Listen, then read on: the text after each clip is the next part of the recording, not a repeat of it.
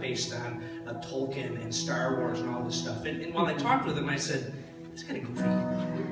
I did. I said, that's kind of goofy. And I said, these are just classic stories. They're everywhere. And he says, yeah, but the story of God is in all of these stories. And these are what the kids are connecting with. And I can show them God through these stories. And I thought, oh, okay, well, it's still goofy. And he moved out here, and that's when I really got to know him. I mean, he's 500 miles away from me, and I finally learned who this guy is over the years he's living here. And I realized one of the things in common in all those stories that they told is that these guys, just like these montages you're seeing, are like facing these impossible odds with these incredible strength. And God was in Scott in that way. And Scott would say, if I had to face this stuff by myself, I couldn't do it. He would say that. He had this fantastic submission of, I don't have the strength for this, but fortunately, I don't have to. A lot of people tried to talk him into taking the disability and leaving work years ago. And he said, no, this is part of my testimony, is the things that I can't do, but I can do with God in me, with Christ in me.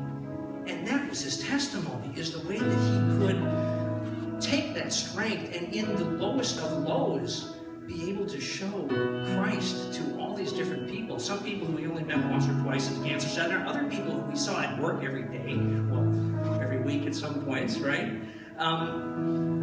But in him moving out here and us having those times where we came out here where I only was going to see him for a few hours and we were really going to talk about it. My goodness, what he told me about a testimony, a living testimony of not only what it is that you say and what it is that you preach, but what it is that you live in the highs and in the lows. And that's really who he ended up being and what he ended up teaching to me, is making sure that testimony is what you're living every day, good or bad.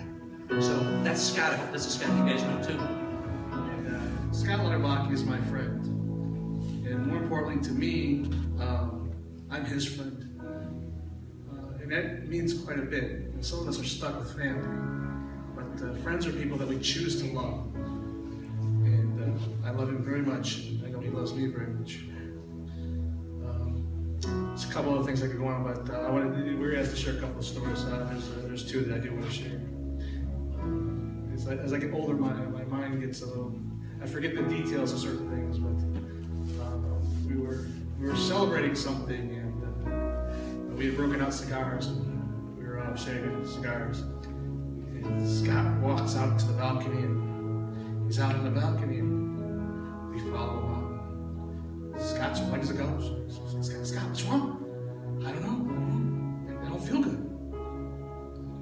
Scott, did you inhale that smoke? Well, yeah. No! Remember that? You remember when he called me? He called Jamie, and then he asked to talk to me. And I experienced the wrath that somebody had mentioned about Scott before. He was so angry with me. And, you know, at the time, I just thought, boy, this guy is more jealous than I could ever imagine. But I realized as I got older, it wasn't jealousy. it was betrayal. He was so fiercely loyal, and not only that, but he expected the same in return, I think, from his friends. And when I did that to him, he felt betrayed. I think he had kind of a hard time forgiving me. We eventually did forgive each other because he also dated a woman that I had previously gone on with. But yeah, fiercely loyal, almost to a fault, very dedicated. Anybody that ever was his friend would be glad of it, and I was proud to be his friend. I've lost touch with him over the years, and I really regret that, but I'll always remember him, and I will always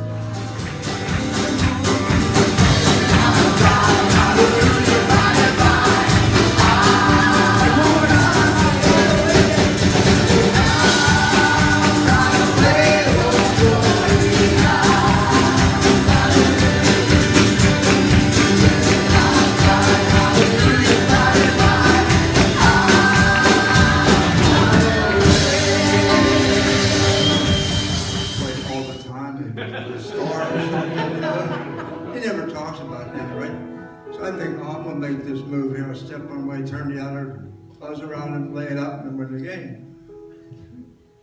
Well, somehow I made all the moves and I hit something. And I thought, how did he force me off the court into this wall? Then when the dust settled and my eyes cleared, there he was standing there grinning at me. He says, just like that, you want to go through? No, I didn't pull that on me. But Scott was a great guy, funny. And when we were talking one day, he was showing me all his swords and that monster thing there with it. And I said to him, Scott, ain't a fool that messes with any one of your girls. He said, you got that right. He loved them so much, and he loved everybody so much.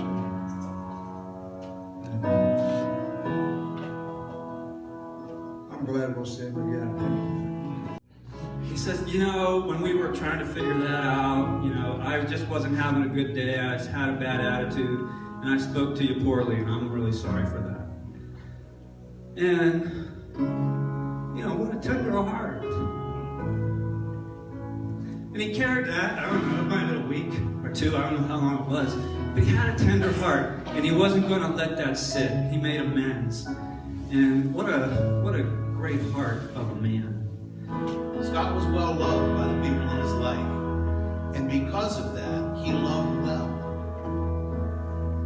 And you loved him well, and he loved you well, because Jesus led the way. And when he needed grace, he took grace. And when he needed to give grace, he gave it to you. So I think it's only appropriate that we end this evening with one of the songs that tells that story. Amazing Grace. Let's stand.